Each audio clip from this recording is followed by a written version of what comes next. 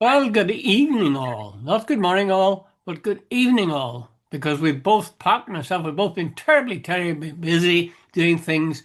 How do you describe it? Affairs of state, Affairs of state world or affairs of control. family. Yeah. No, I think that you would call affairs of taxi driving for members of various of family Pat, don't between be letting us grandkids. down now. I was trying to tell people we're doing important. Well, that is important too, when you think about it. Very important work. Those are the only people who come to your funeral, Pat. That's exactly it. What is the old one, Jude? You'll never see it on a headstone. I wish I'd spent more time at the office. Tell me this, Pat. Just this has nothing to do with what we're supposed to be talking about, but I sometimes notice that you are very good at asking a question whenever we're discussing something. You'll say occasionally, "What do you mean by that?" Did you, as managing editor, do less and less interviewing as you became, more embedded in? Next to nothing. Mm. You become you spend all your time dealing with staff. You know, checking with the staff out on the floor. What's happening there. Where's that ad going. Wait a minute, did anybody check that there? Where's that story and all the rest of it. No, you see, when you're the editor, you do very little interview. So it's Very, very little. managing, underline managing editor. The man, I became. By the way, Jude, I'm not. But anyway, eventually I became managing editor, and there was three, four papers on the group. Then there was the Donegal Democrat, Donegal People's Press. We had a couple of free sheets, and the journal came out on Tuesday and Friday. So it was. Like Jude, when I started off, there was about 35 people employed. By the time I retired, there was 150 between Derry and Donegal and Mm, printers, and mm, mm, mm, so the place had grown very, very substantially. mhm. So in the end, you really were getting your satisfaction out of developing a business. Aye. Well, Yeah. no, no, I wasn't. I was editorial, and there was a woman who Aye, was but the sort of you're making managing a director. And success she off the was, paper rather than yeah, actually uh, exactly, and it had contributing to the grown paper. immensely. Yeah. So Yeah. the newspaper industry has changed very, very differently. It's not the same at all. I'd What say would you advise somebody if you were supposing you were 25 or 27 now? What and you have the same sort of interest. What would you advise yourself? Julia, it's a very difficult one now. Oh, it's what would you say? The media game now, only the very, very select few at the top, they can make big money. The people at the bottom would be lucky to survive above the breadline, and that's a fact. Mm. Uh, Everybody nowadays is a journalist. The big companies don't want to pay anybody any money. Uh, they can get stuff from social media. Dude, have you ever watched any of the news bulletins? And if you sit down, you'll say to yourself, "Wait a minute! I read even on television. I read Mm. that last night on social media, Aye. or Aye. I saw it before." Particularly in Gaza, a lot of stuff you see in social media. Like maybe we might come on to a thing. The British surgeon who was interviewed in Nolan this morning, and I think he was interviewed on RT Radio this evening, who was near enough finishing his stint the other night when a colleague, a woman, her family in Gaza, she has 10 children, nine of them were killed in an Israeli airstrike. One of the child who survived is an 11-year-old. Apparently, he has already lost an arm and could lose other limbs. And her husband, he has got serious head injuries, and whether he survives or not. Now, the thing about it was those children and they were brought into their mother. I think she's a pediatrician. There was I wrote the guy's name down. What was his name? I can't. Guy Gary. What is his name? Doctor. Sorry, I didn't write Graham's. Graham something this morning, and he was on with Nolan, and he told the story. It was absolutely terrible. A friend of mine on social media sent it to me. Basically, they wiped out a family. Here's this woman who's helping others, and her family have been brought into her dead. And dude, it's just there's a guy on, an Israeli guy, was on the other night on telly. And it's worth repeating. He says we can kill 100 people and nobody cares. Mm. So, dude, that's the sort of thing. So why I'm getting off the subject you asked me about, but the whole point is now so much stuff is coming in on social media. Jude, unless you're Jeremy Paxman or Piers Morgan or something like that, if you forget about starting off in a local newspaper, that's for certain. Hmm. Now, if you get into a broadcast media, you're probably you'll not, you'll probably make a good enough living, but you'll never be rich. It's very tricky. I often think that I mean, we've been doing this for 5 years, and for about 10 years Yeah, before that, I was doing blogs on a daily basis, yeah, and I found it very hard having been paid to do stuff, whether it was radio or whether it was occasionally TV, or whether it was a column. I was paid for it, and it took quite an effort on my part to say, I'm going to write this stuff for free. I'm not going to be paid for it. yeah, And yeah. eventually I broke free of that idea. But in a way, like it's either we're heroic or else it's bloody tragic. But Well, you well, know we enjoy this. But the fame. anybody who's good at their job, I think, enjoys it. We're enjoying this, and Yeah, we're doing it for nothing. And the fact we're not being paid for it, that's it'd be great if we're paid for it, but it's not we do it total anyway. irrelevance. We But do it anyway. it's like a lot of places in America where they say to the band, "You pay for free, and we'll give you a few drinks and a couple of meals, and we'll give you exposure." Mm, Musicians are the same. A lot of them are very talented people mm. getting nothing. I think being creative these days is actually bottom of the pile. Well, it's a difficult one. Do you know, this is sort of going sideways and at the same time staying to that bigger topic you were raising. Have you seen Owen Jones, who used to write for the Yeah, yeah, he used Guardian? to work for the Have you Guardian. seen him on Yeah, the speech making, obviously, to a yeah, crowd? It was on yeah, YouTube, I think. yeah. Outside the House of Parliament on I think Oh, Friday. yeah, yeah. What, were you impressed? Very much so. But hey, there's one thing I've got really big time against Owen Jones. For some reason, and I don't understand it, he piled in against Jeremy Corbyn when he became leader of the Labour Party. In fact, it went down the line of a lot of the old, anti-Semitism crap and so on. Now he says he regrets it big time, but I would love to know why he did that. But anyway, bottom line of it all is, we're all entitled to one mistake, and I think maybe that was his. But he's very, very good.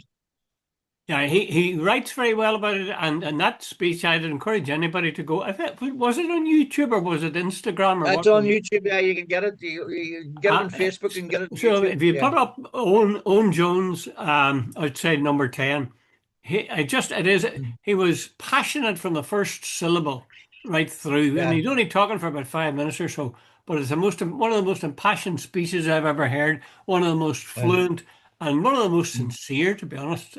yeah, A few others, he was attacking not only Israel and not only America, not only Britain or the British government, but he was attacking his fellow journalists. And he was saying, yeah. what have you done? Have you really spoken out against the kind of things that's going on? Yeah. Is your conscience clear, effectively, in the face You, of you, this? you, you just mentioned Kimmy Badenoch was on with Trevor Phillips. I just saw it earlier on today while I was sitting waiting for somebody. Now, I don't know if it was yesterday or what, but she is unrepentant as saying Israel is entitled to do whatever it wants. This is the leader of the Labour Party. But you know what I find amazing? And this is what I'm probably going to lend me into. I find it unbelievable that a black woman who should understand what it's like to be, or the history of oppression of black people, of slavery, of all the rest of it, absolutely sides with a group of people. Like the APAC crowd in America, there's the Friends of Israel and Labour and Tories. Jude, they are bombing to smithereens human beings trapped in Gaza. And this woman is coming out and saying, "Oh, I regard the Hamas as the enemy of Britain. They were planning this and they were planning this." Jude, if anybody thinks that Israel is doing all this to protect the West, they should go and have a good look at themselves. Mm, Israel is bombing the shit out of Gaza to take it over for ethnic cleansing. They mm, also want to take over the West Bank. It's for their own strategic, selfish interests. That's mm. what it's about. It's not for saving the West civilization or the Yeah. hordes of Muslims.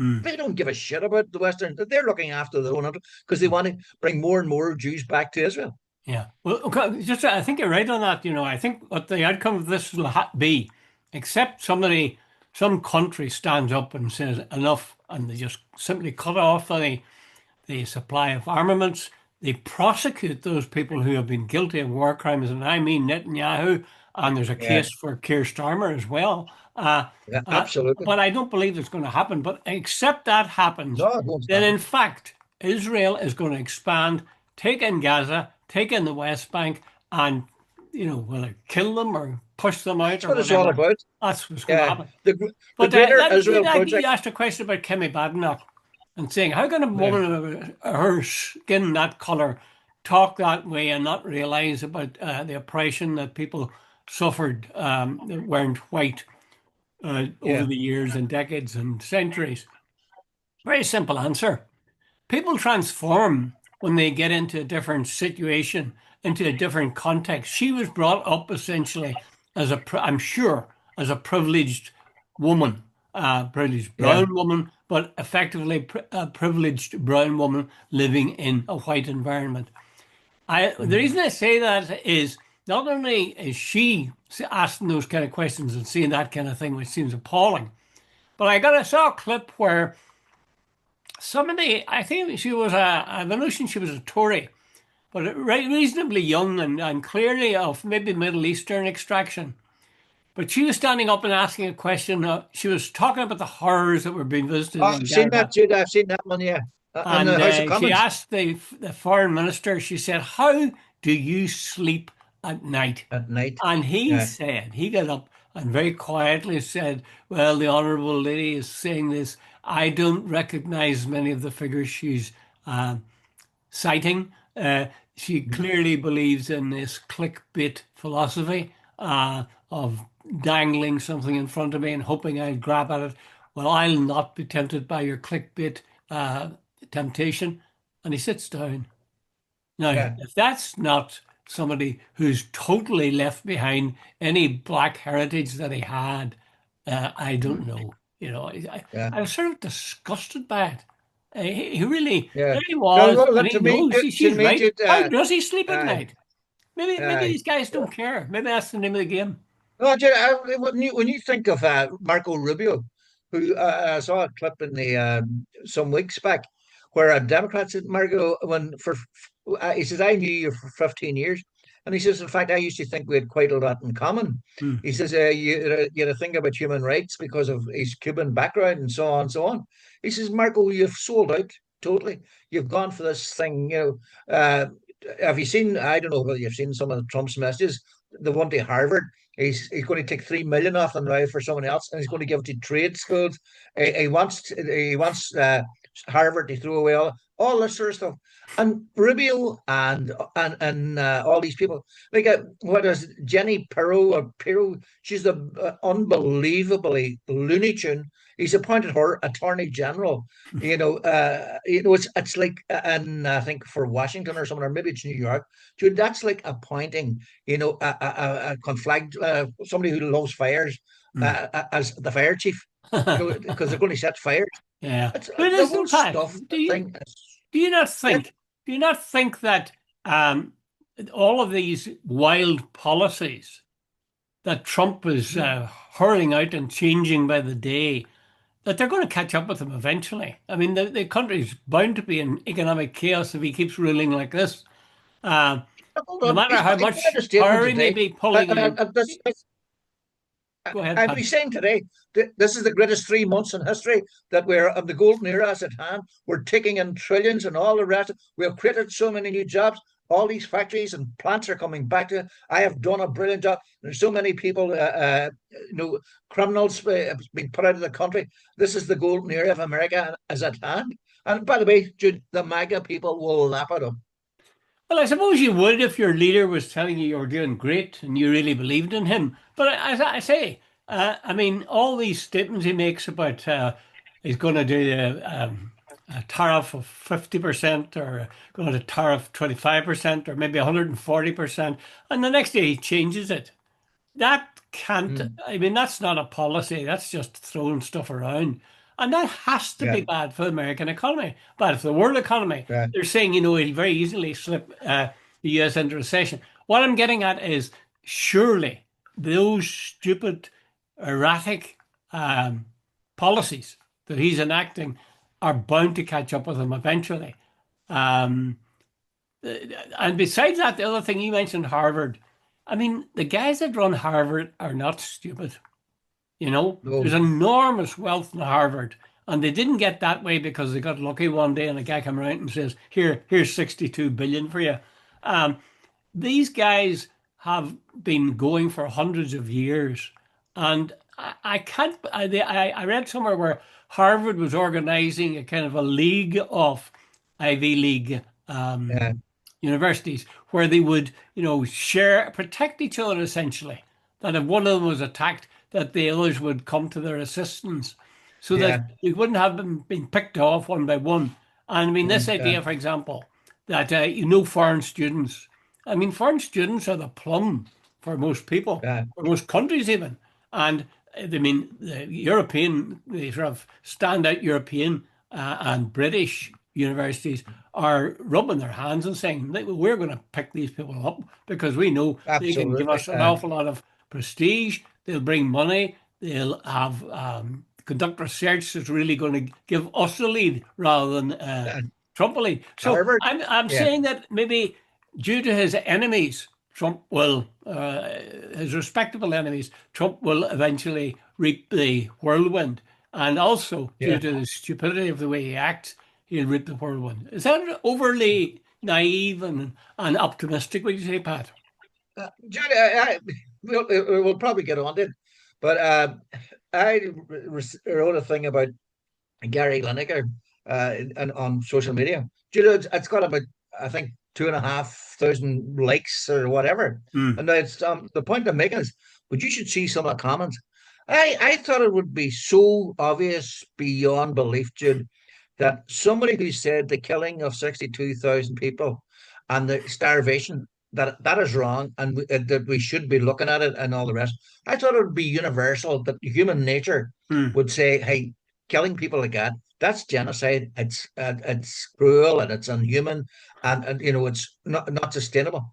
Mm. Jude, you should see some of the comments. He's a left wing, whatever, woke, and he should go back, stick to football.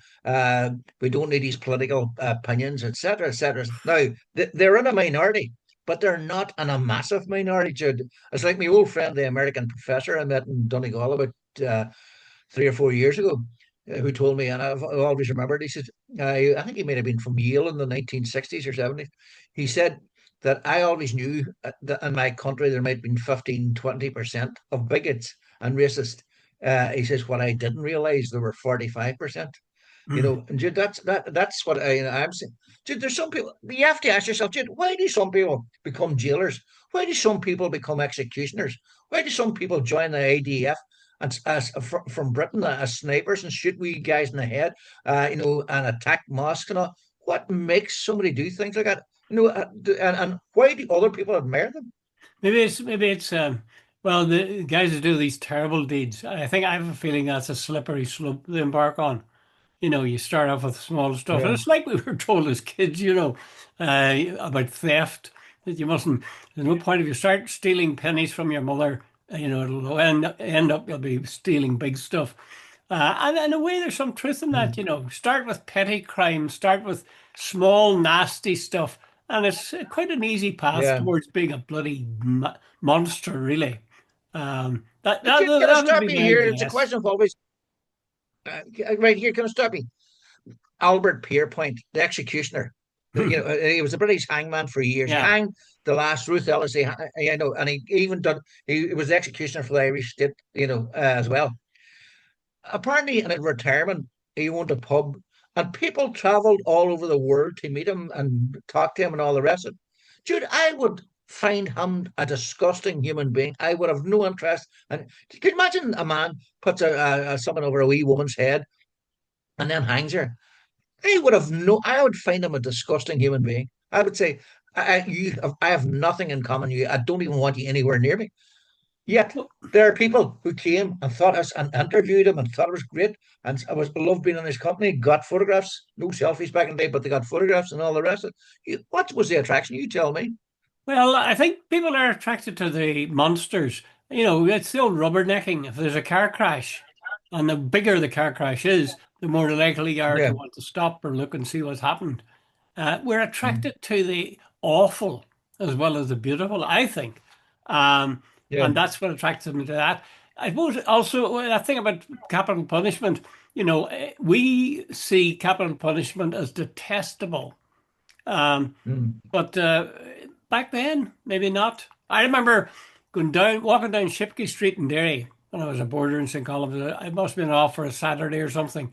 And I remember seeing in the city of cinema, I think, is at the bottom of Shipkey Street. And Yeah. they had the photographs showing you what was on. And I'm nearly sure it was a movie called I Want to Live. And it was a sort of a Uh, fictionalized version of Ruth Ellis, was it? The yeah. last woman hanged in Britain. But you Written. see, a lot of people are attracted to the gory. Otherwise, you wouldn't have horror films. You wouldn't have Yeah. detective stories, that kind of thing.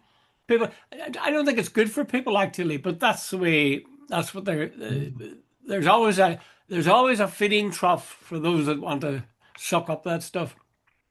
If it happened to their own children, if it happened to their mother or father or brother or sister, that somebody came along and sort of dropped a bomb, and like that poor woman, the doctor, and her family.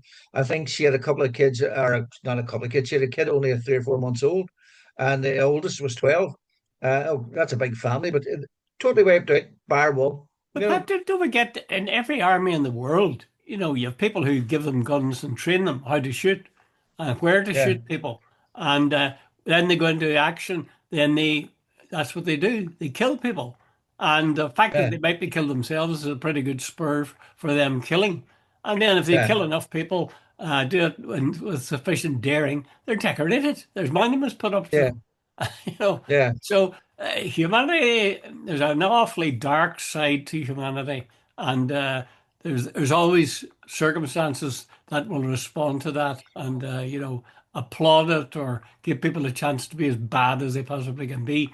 Jude, I didn't. remember I did mention it the last day, but we only mentioned it in passing. Chris Hazard brought up apparently, and it's to do with this whole thing about kneecap, and it's just a follow on. Hmm, Apparently, there was a 240-page, according to the Guardian, a 240-page report compiled by human rights lawyers submitted to the Met Police about 10 people from Britain who joined the IDF.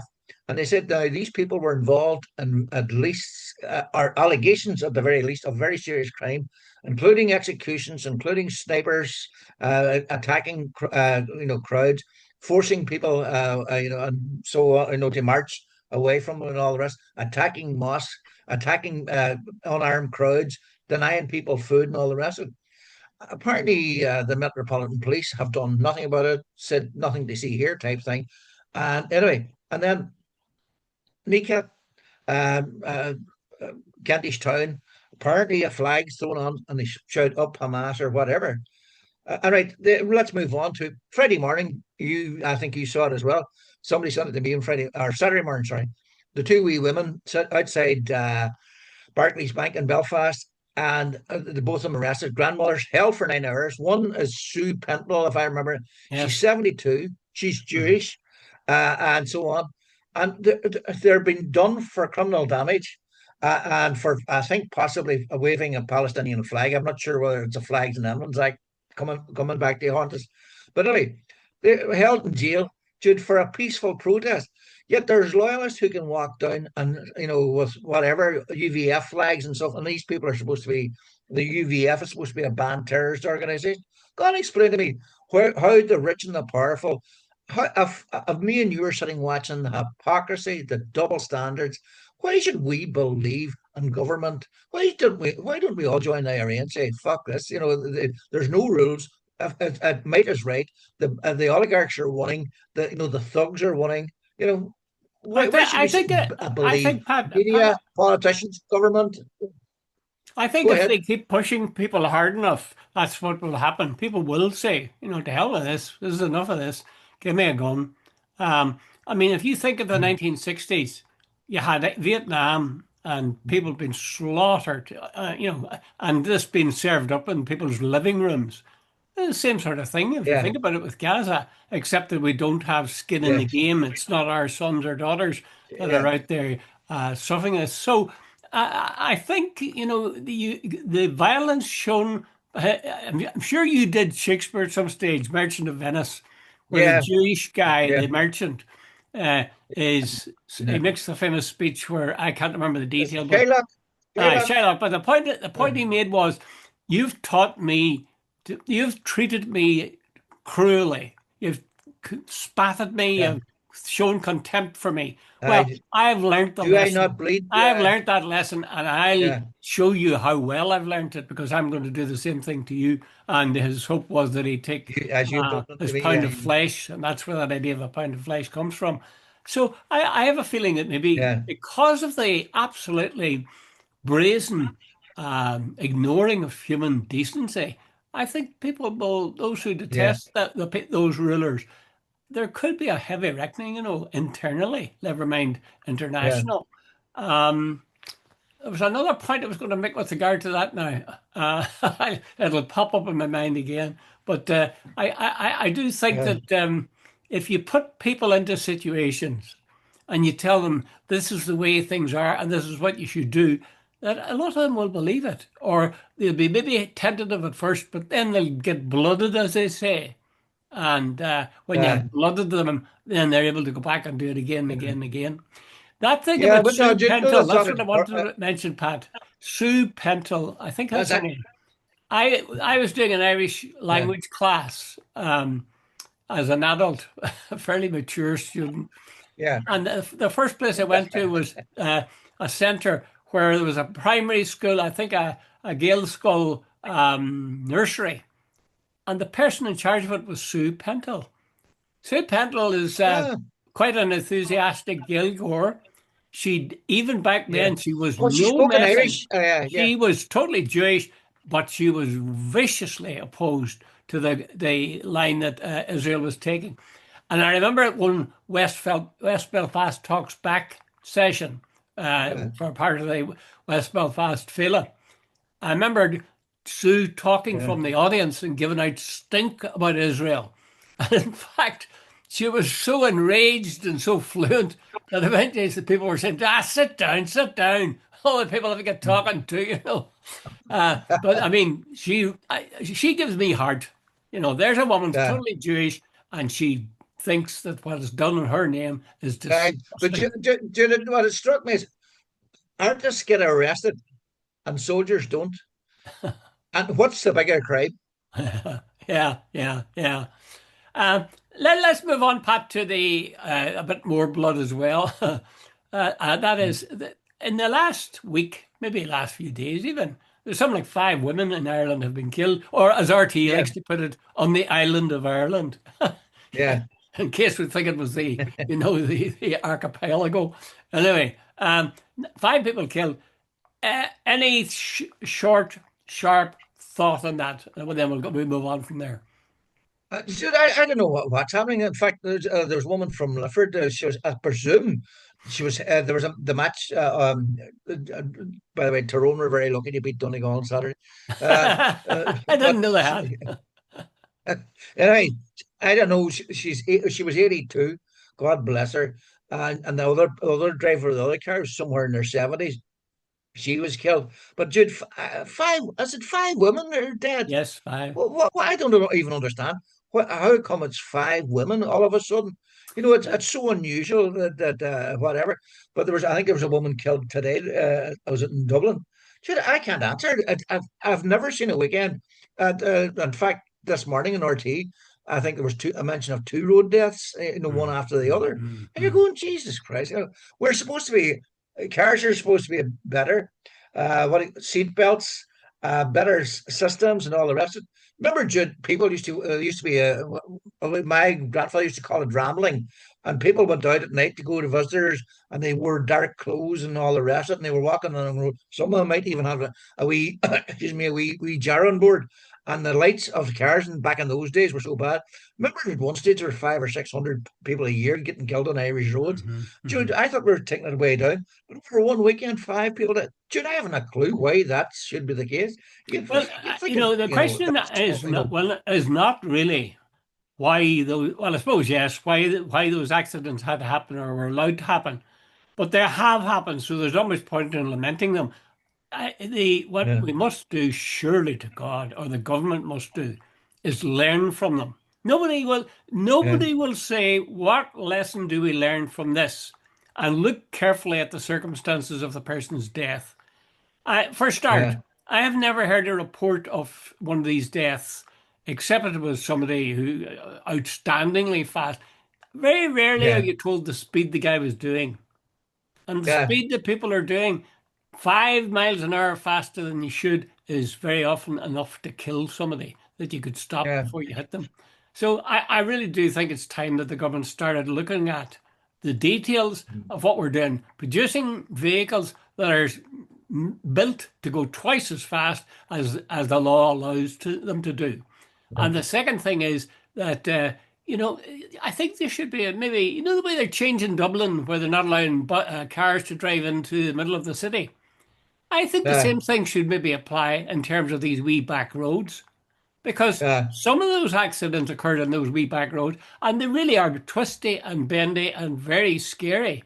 So maybe yeah, people shouldn't be walking on them, shouldn't be allowed to walk on them, or alternative, of course, maybe no cars should be allowed to drive in them. yeah. But the combination of the two is a deadly cocktail.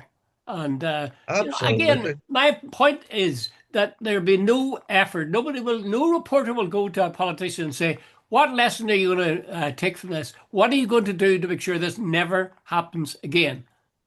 Nobody will Mm. do that. Reporters won't ask the Well, questions. Politicians wouldn't even think of the fact that they might have to answer it, but they'll put on a sad face and say, "Oh, terrible tragedy," and our thoughts are with the family and all this. Uh, yeah, I would say that's good, but it'd be even better if you could arrange things so we never have this kind of thing again. yeah. I couldn't agree more. I don't know whether it's speed, whether it's very busy roads these days, whether it's whatever else, I drink, don't think I don't think it's drugs. I don't think it's drink anymore. I don't think drink's a major factor. I think we've gone past that. There was a time when drink was Mm. a big Uh, thing. Now I've seen signs telling you don't take drugs and drive, and perhaps uh, maybe that's a part of it. I don't understand there that was word. there was a great ad, and I think, and it was the 1970s, and back in Ireland. Don't take that fifth pint. Oh Jesus! Yes, I remember, and you were told, "Oh, stop after the second." Uh, And I remember thinking, "Yes, oh Jesus, surely I could have three," And I'll tell you, to uh, be honest now, I have sat behind the wheel of a car and driven it with maybe 5 and 6 pints in me, to my uh, shame. Thanks be to God, I I, was spared I, by. I, I was talking to him in McCann a couple of months back, and he says, "Jesus, when you think back of it, Pat," he says, "we all did it," and he says, "I'm deeply ashamed of it." He says, "We got into cars." He says, "With drinking us, we did a whole lot of things with drinking us we shouldn't have done." He says, and he says, "Even some of our relationships ended because of drink, because we said and did things we shouldn't have." By the way, before we finish up, last night, let's go back to where we started. Gary Lineker, did you sit up and watch last night's the final episode of Match of the Day with Gary Lineker? Yeah, I didn't see it now. Yeah. No, it would have been interesting what you had to say because Lineker, in fairness, I thought he was very clever. He started the program with saying it wasn't meant to end like this. It wasn't Very about good, very himself at good. all. He's, Uh, yeah. Actually, Pat, I've said this before. Well, there's two things. One is I like Gary Lineker. I think he's a decent guy. yeah, I don't think he's dynamite as a commentator. I think I can think no, of several others who are much more interesting when they're talking about the game. So I think he's well paid for not being very talented, but being a very nice guy. The second thing is, I think Match of the Days had its day. I used to watch Match of the Day religiously. I would not have same missed it here. for anything. I would have spent Yeah, Saturday dodging around trying not to hear the scores. I've seen me, yeah, honest to God, I've seen me in shops and I put my fingers in my ears when the radio would start yeah. talking about who had won and who had lost. But that is Uh, uh, gone. me, me, There's so much my live my football father now. was exactly the same. if my brother would come and say, "Oh, you need one," he would say, "Shut up," like and all, You just you know, ruined my evening. Yeah, yeah, even exactly. I know, but there was somebody on. I think he's Simon Jordan. I think he might have owned. It was at Crystal Palace at one stage, and he was scathing. He said the Football Focus now it's on the Saturday afternoon. He says it's now just a talking shop, and there is a certain element of truth in it. Jude. That's true. They have That's gone true. for the presenter's black and she's gay and whatever else, and you sort of wonder, and female, and you wonder, are they really interested in football, or is it to meet some sort of agenda for here we have we're filling Well, the quota because like yeah, I don't yeah. know what you see, and if you say something, people are going to say, "Oh, you're having a go." I'm not having a go at the woman at all. She Oh, thinks you're yes, quite Pat, good. I know. I Yeah, recognize exactly what you're saying. I raised yeah, that point very casually with my own family, and a couple of yeah. my sons were there. And I was saying, you seem to have to have a mandatory woman doing the questioning or answering Didn't the seem to. questions. And he just I went down my throat. He says, "You saying women are uh, incapable of understanding football? You don't mm, think there are any good women footballers?" And I had to say, you're kind of right. But I still do feel that there's a certain amount of contrivance to make sure you've yeah, got the right number of that's black Jude. That is faces. the word I'm getting. Is it because they're the best parent for the job, or is it because they're trying to fit a certain criteria to suit a certain demographic Well, to Pat, keep there's a everybody danger in happy? that, Pat. There is a danger in that. I agree with you. They are setting up a quota, but there's a danger because if you stop to think of it, 50% in the PSNI was absolutely necessary. And it's a bad day Yeah, the day they dropped it. And unionists would give out about that and they say, oh, why should they? But, for yeah. the better good of society, it might be that you have to, weigh the scales against people. No, Isn't no, it another? I'm not disputing that. No, and Jude, by the way, there's some very, very good female comedies. Mm. That's not the point I'm Mm. making. I'm sort of wondering, are they ruining good programs for the sake of sort of, they're Gabby Logan and people like that are superb. I'm not even arguing that, but I don't you know. sometimes wonder, are they making programs? Are Mm. they making decisions based for the real reasons, or for reasons of politics with a small p? Okay, Pat, I'm afraid we're out of time. Thank you.